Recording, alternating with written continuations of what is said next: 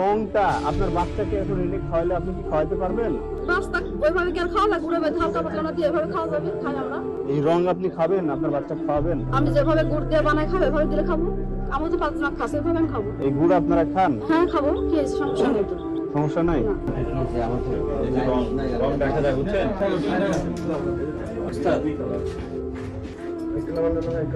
গুড়ে ভেজা হলে রঙে ভেজা নাই। না না কোনো রঙে ভেজা না। তো এসে আমরা সরেজমিনে পরিদর্শন করে আমরা যে কারখানার যে পরিবেশ এবং গুড় তৈরির উপকরণ যেগুলো দেখতে পাই এগুলো খুবই অস্বাস্থ্যকর এবং মানব স্বাস্থ্যের জন্য খুবই ক্ষতিকারক। রং পাই যেটা হচ্ছে কোনোভাবেই ভোজ্য না, মানুষের শরীরে এটা কোনোভাবে মেডিবল না। তারপর আমরা পাই হাইড্রোজ, তারপর চুন। আর আমরা যে আখের গুড় বা গিয়ে খেজুরের গুড় হিসেবে যে গুড়টা খাচ্ছি এটা সম্পূর্ণ গিয়ে চিনির গুড়। এটা বিন্দুমাত্র কোনো আখ বা বিন্দুমাত্র কোনো খেজুরের কোনো উপস্থিতি একদমই নেই। এবং যে পরিবেশে এটা তৈরি করা হচ্ছে পরিবেশটা খুবই অস্বাস্থ্যকর, খুবই দুর্গন্ধযুক্ত একটি পরিবেশ। এখানে যে কোনো সুস্থ স্বাভাবিক মানুষ এই পরিবেশ যদি একবার দেখে তাহলে সে আর কখনো গুড় খাবে না।